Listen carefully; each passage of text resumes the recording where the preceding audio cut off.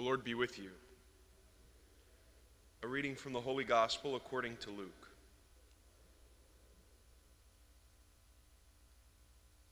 Jesus entered a village where a woman whose name was Martha welcomed him. She had a sister named Mary who sat beside the Lord at his feet, listening to him speak. Martha, burdened with much serving, came to him and said, "Lord, do you not care that my sister has left me by myself to do the serving? Tell her to help me." The Lord said to her in reply, "Martha, Martha, you are anxious and worried about many things. There is need of only one thing. Mary has chosen the better part, and it will not be taken from her."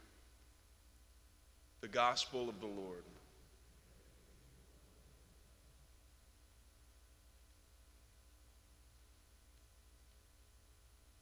Today's feast day is a rather new one. In fact, up until recently, the feast day was just the feast day of St. Martha.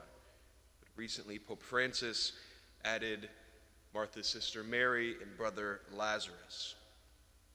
And there's something telling about this. There's something that's for us in our contemplation of this feast day of these great friends of Jesus.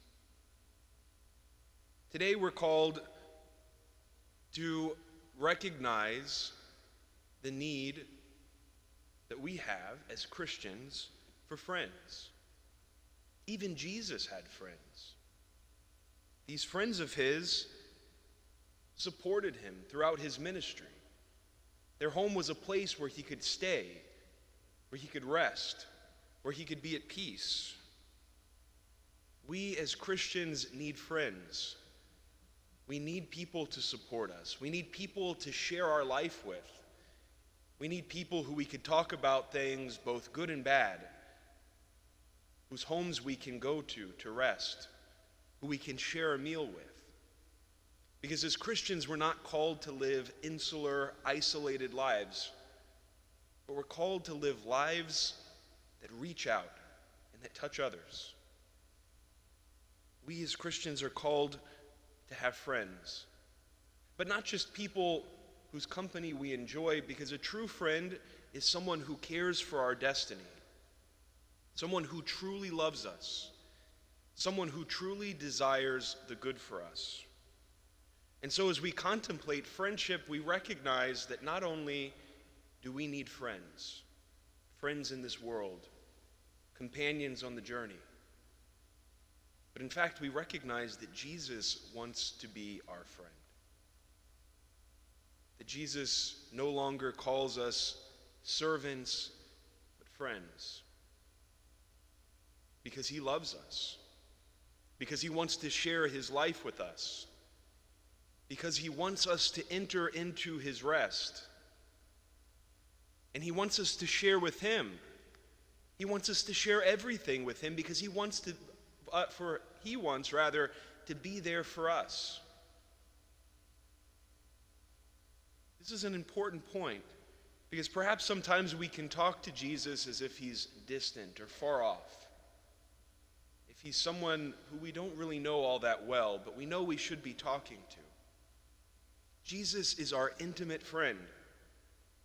Jesus knows everything about us, but he wants us to share.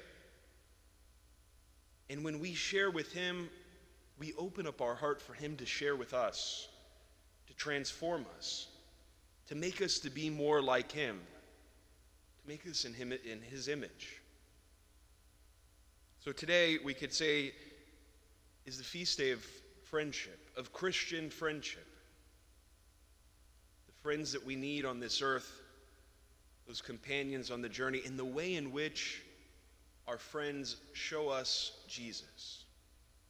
Because as I said before, a true friend is one who desires your good, who cares for your destiny. And our destiny is Jesus Christ, an eternal life with him. Brothers and sisters, let us be truly good friends to one another, introducing others to Christ. And let us turn to Jesus. Let us turn to him as our friend to receive life, to receive the fullness of life that he desires for each of us.